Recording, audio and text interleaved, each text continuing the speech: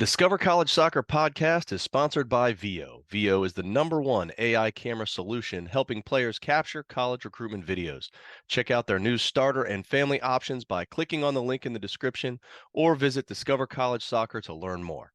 Hi, everybody. Welcome to Discover College Soccer. Today, I'm lucky enough to be joined by Coach Dwight at Wittenberg in Ohio. Welcome, Coach. Hello. Thank you for having me. Excited to be here. Yeah, thanks for being here. I did have the pleasure of talking to your women's coach not too long ago, so it'd be great to get the input on the men's side. You and I are talking here end of February. It's the height of the college showcase season around the country. So with that in mind, kind of talk to me about, where you guys are in the calendar of recruiting. Kind of, what are you done with your 24s? You're just looking at 25? Like what's it look like for you guys as a D3 program? Sure. Just a quick note as we get started. You mentioned speaking with Katie Robinson, our women's coach. Yep. Katie played for me Oh, at wow. Capital University. Oh, So nice. she and I go back a long way. Recruiting is a little bit unusual this year. The government made a number of changes in FAFSA, and there are problems. It's now looking like at least the middle of March, if not a bit later, before the majority of college applicants are actually going to have their FAFSA, financial aid package. So that has really changed the dynamic as far as this winter is concerned.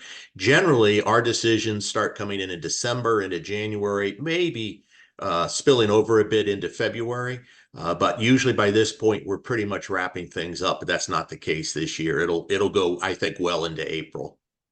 Yeah, you're not the first person to say that. So I get that for sure. Well, what are some of the tournaments, events that you like to get to see players at that are kind of on your must-hit list each season? Sure.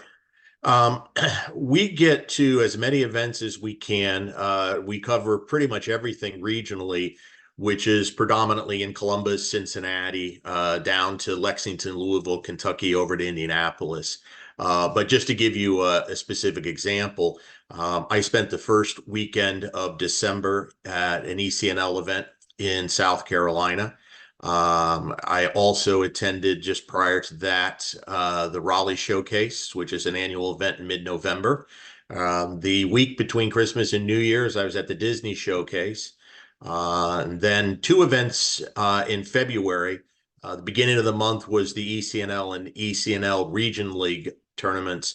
And then this past weekend, I was at IMG in Bradenton exploring that. And then, believe it or not, it continues this weekend with the Ohio Elite Showcase in Cincinnati. So it's been a busy winter. It's nice to go south, but it's also a lot of time away from home. So you try and find that balance. Yeah, for sure. Well, if I'd have known you were at IMG, we could have hung out just down the street from me here. But well, one of the things that seems to also be gaining a lot of traction these days in people's recruiting arsenal is the ID camp. Is that something you guys do your own? Do you or your staff work others? How do ID camps fit into your overall process? Sure. Well, the short answer is both. We do a couple per year. Ours are a little bit unique by comparison, I think, to the general situation. We cap ours very small. We only take up to 20 players. We include an admissions presentation, a campus tour, in addition to the on-field activities. So we really treat it as an introduction to Wittenberg, what we're all about, with the idea being if someone has a positive experience, if there's an individual that we're particularly impressed with, we will then move forward to having them back for a personal visit where we further explore, what's going on. Externally, we get to as many as we possibly can, but as you well know, there are so many ID camps out there these days. You can't get to all of them, but we go to some that attract student athletes that would not necessarily be recruiting. That would be at Ohio State, as an example. Ashland University, which is Division II school, not far from our campus. So we do get out and about as much as we possibly can, but our primary focus is on our internal events. Okay. Well, whether it's at an ID camp or one of the showcases, kind of when you're looking at players, what makes up that hierarchy of things that really make you want to reach out, whether they're on the field attributes or off the field stuff? So when you go to these, whether you're hosting the ID camp, attending one, or at a showcase, um, you don't necessarily get to know a new player on a personal level. So we really focus on three things: technical proficiency as it relates to speed of play, tactical awareness, which again is a factor in speed of play, and you probably notice a pattern here. And then third would be the intangibles. We don't put a lot of stock into size. We don't recruit for size. There are, as I'm sure you've experienced, good sized players who play small and small guys who get in there and battle with the biggest players on the field. So we're really looking at that first touch in particular. Is it clean? Can they play one or two touch, the speed of play that we expect? In order to be efficient in that context, they have to have at least a fundamental understanding tactically of what their responsibilities with and without the ball are. So we're really focusing a lot on movement. And then again, the intangibles, we will keep an eye on how they interact during the course of the game with teammates, opponents, officials. So that's definitely something on our radar. And anyone that fits in those criteria leads us to the second step, where we'll then reach out to them and get to know them a little bit better and see personality wise they fit in with what we're looking for. Awesome. Well, in terms of, just kind of the other things that are happening in the recruiting landscape these days, you've got the transfer portal, you've got international recruiting, and junior college, that's always Sure. been there, but those are kind of, let's just call all those three the non-traditional recruiting methods. Do any of those are you looking into any of those when you're filling Yeah. out your roster? Yeah, we have interaction on each of those at differing levels. Division 3, the transfer portal is not quite such a big deal because players can self-release. So if we're contacted by an individual who is looking to transfer, that's the first thing we ask. Are you in the portal, or do you have a self-release? We have to verify those things before we can continue in the recruiting process. So it's something we're aware of and something that we would like to take advantage of. But my experience in the short life to date of the transfer portal is it tends to be guys that are looking for bigger school opportunities, Division 1, Division 2 opportunities. Internationally, that varies dramatically. We are very proactive with international students, but the reality for an international student to come to a small private institution is where they fit in financially. They're going to have to be able to demonstrate they have a certain budget before they'll be considered for admission. We would like to expand that. The university itself is exploring a larger international population. Right now, it's predominantly Canadians that we have the most interaction with. And then, occasionally somebody is recommended to us from an organization elsewhere.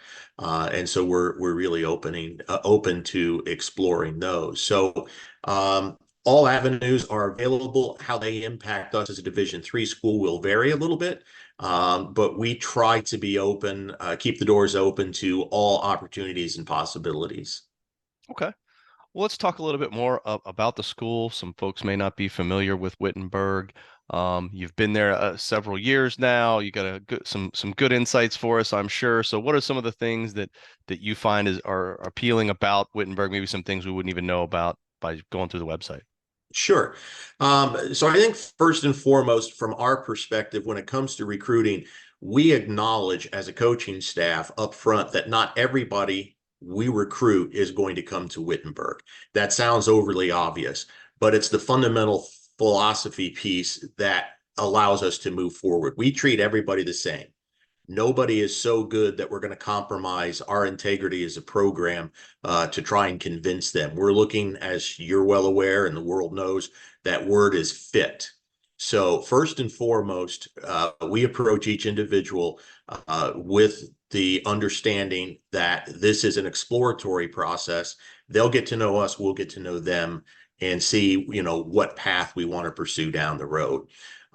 We have a beautiful campus. It's traditional, small private school, red brick buildings, lots of hills, trees. So the aesthetics are there for us. We compete at a very, very high level. I think that one of the greatest misunderstandings in college sports is the difference between Division I, Division II, and Division III.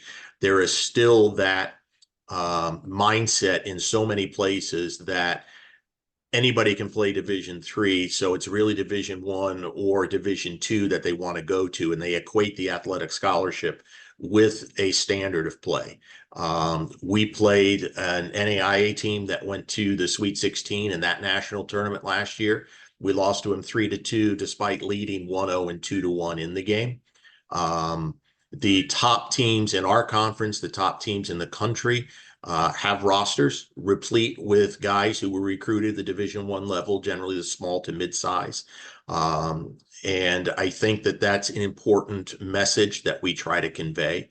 The academic standard at Wittenberg is very high, so certainly the student's background in the classroom is something that we have to find out about. And then third would be the facilities. We just went through a multi-million-dollar renovation, new construction project specifically for athletics, and it includes a full-size indoor facility. I'm not aware. I've been around a long time, which is another way of saying I'm old. But I'm not personally aware of another Division III school in the country that has that type of facility. And it gives us climate controlled, year-round training facility. So those three components are the ones that we focus on: the academic standard, the campus aesthetics, because it is going to be their home. Is it a place that they're going to be comfortable? And then the facilities that we have to offer. Beyond that, we talk about internships, graduation rates for the men's soccer program. We have, in my 8 years, graduated every recruit in 4 years, with one exception, and he was a transfer from Ohio State. And he went one additional semester because not all his credits came through when he did the transfer. Our retention rate is among the highest in the athletic department. We had 16 guys with a 3.5 or better last semester.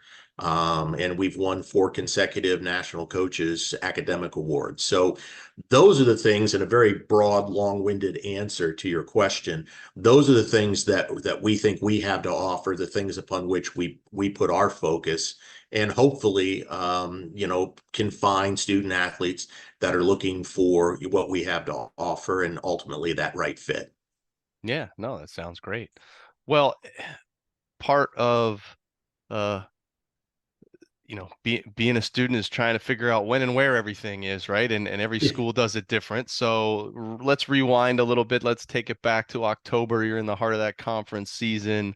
What's an average week look like schedule wise for a player in terms of Okay. classes and meals and practice Sure. times and all that? Yeah, so generally they're in class 2 to 3. They have 2 to 3 classes per day during the course of the week. We encourage everyone to schedule as much as possible between 9 and 3. We don't start before 4. We don't have, as a lot of big schools do. I was on the staff at Ohio State at one time, as an example, where there's a block set aside for extracurricular activities. We don't have that. So 9 to 3 is the target. Some of our labs are going to run a little later in the afternoon. And on those occasions, the individual will go to the class. And when they're finished, they come out to practice. And that's just an accepted piece of how we function. In a given week, we generally play twice. So if that's Wednesday, Saturday, Monday's a full training session of 2 hours at either 4 or 6. We do a rotation of sharing facilities with the women's team. Tuesday would be a lighter session prepping for Wednesday. Thursday's recovery, which can be weight room. It can be in the pool. It can be a jog and stretch around campus, taking advantage of the hills, to get the bodies turned back the other direction. Then Friday's prepping for Saturday, and then Saturday we'd have a game and be free thereafter until Monday. That's a very consistent schedule for us during the course of the season. And as you are well familiar, When you get to the middle to the latter part of the season, a lot of it is getting the guys from one game to the next. As those bumps and bruises, the knocks accumulate, and you want to make sure that they're fit from one game to the next. So you have to manage that. Yeah, for sure. Well, let's talk a little bit more about the team, the soccer side of things. Um, we talked about your recruiting, but in terms of your roster, how big is it? Do you guys have a development team? Kind of what's the makeup of all that look like?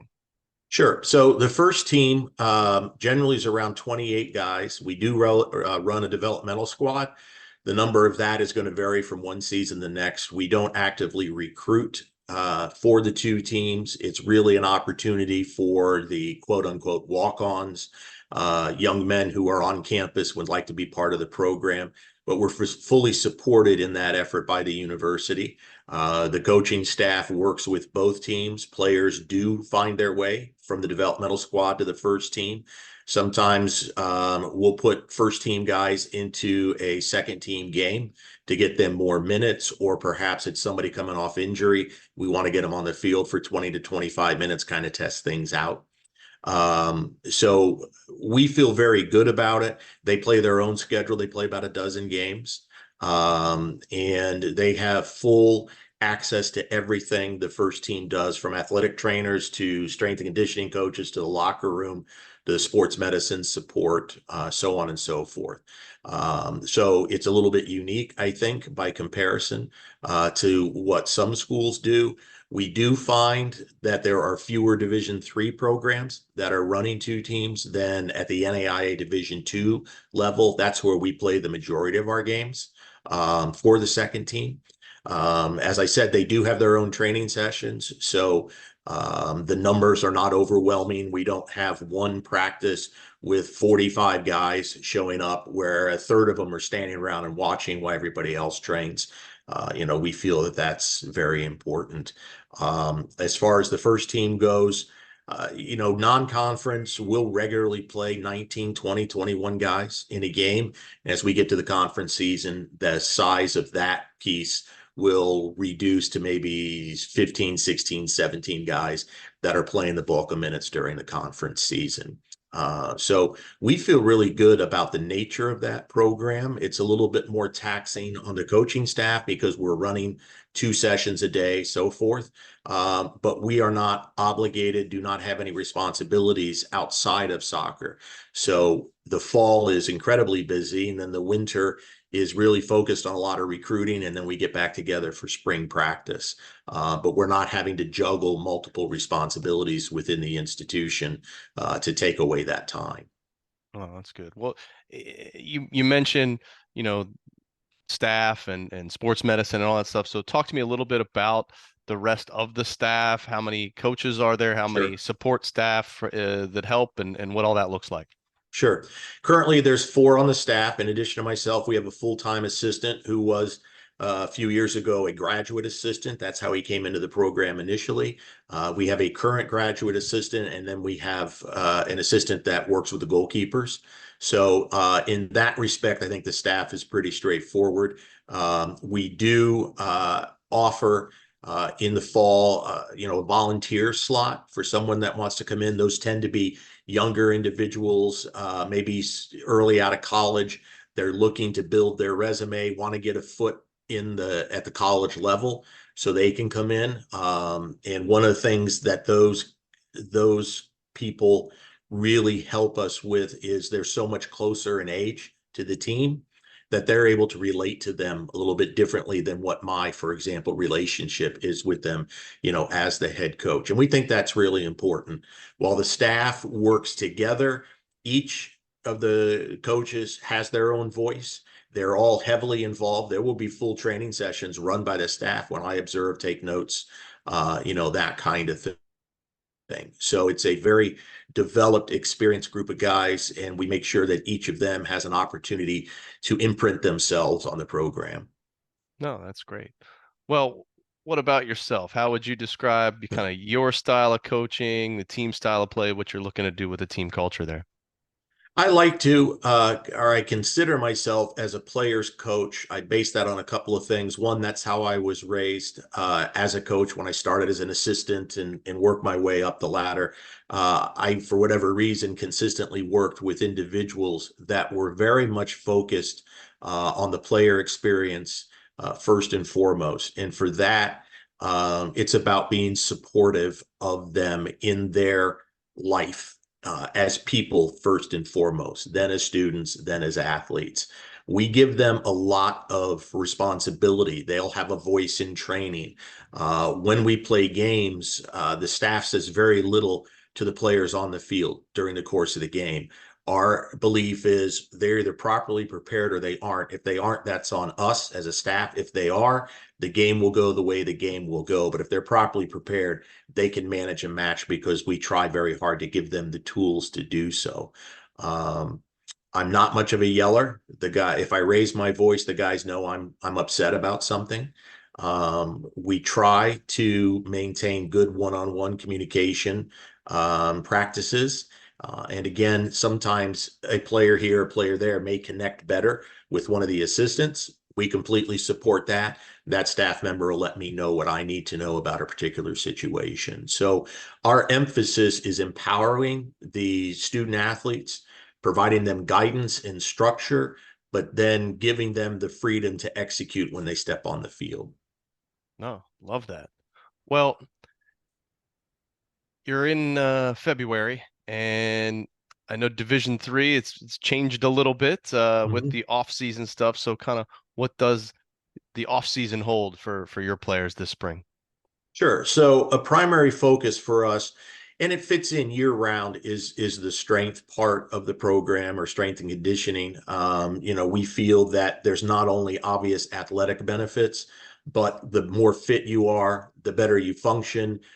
Theoretically, the better you're going to perform academically because you are fit and you're physiologically firing all cylinders. So once the fall season's over, we roll into the strength piece. We have several strength coaches on full-time staff at the university.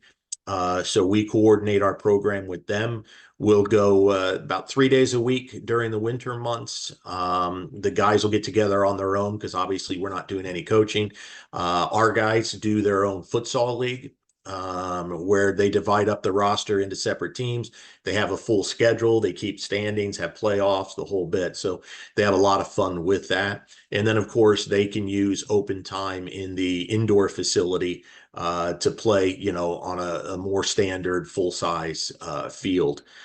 So those are the two areas that were busiest during the winter. And then we get into the spring. As you alluded to, there have been some changes. We went from 16 to 24 practice opportunities in the spring. We still only are allowed one play date. So we're hopeful that that might change now that they've increased the number of practice dates that were allowed. And we work that into late April and then make sure that they have a minimum of 10 days before they get into final exams so that they can properly prepare for those. Awesome. Well, Coach, you've been generous with your time and given us a lot to chew on. Just one last question for you is you got a wealth of college soccer experience. Well, if you could boil it down to one thing you would want all parents, players, and families going through this process to know, what would that be? That we treat people as people first and soccer players second. Give me great people with average ability and we'll be successful on the field. The egos, the arrogance, it gets to the point where it becomes counterproductive individually and collectively. That's what we're looking for. People who are of quality, who can buy into the team concept and make the best of their 4 year opportunity they possibly can. Awesome. Well, Coach, really appreciate it. Wish you the best of luck with all the recruiting that's happening. And if you get back down to any events in Bradenton, give me a shout. We'll grab a cup of coffee. All right. Well, I will definitely be in Florida again in the not too distant future. Whether or not I get to Bradenton before IMG next year, not sure, but I would absolutely love to connect. Thank you for having me. Thank you. Hi, everybody. It's Matt from Discover College Soccer. I hope you're enjoying the podcast, whether that's on YouTube or your favorite podcast platform. Don't forget to hit the subscribe button. I also wanted to let you know about the Discover College Soccer Study Table. This is our brand new online portal that is complete with a 14-part online course giving you all of the ins and outs of the college soccer recruiting process. There's also a wealth of resources such as checklists, templates. There's the spreadsheets that have every soccer program in the country along with their coaches, their contact information, their social media information, some basic stats about the school, and more. Plus, there's an online community where you can ask your questions, share your wins, your losses, any questions that you may have around the college soccer recruiting process. It's all there at the Discover College Soccer study table that you can find at discovercollegesoccer.com/study table, and hopefully we will see you there.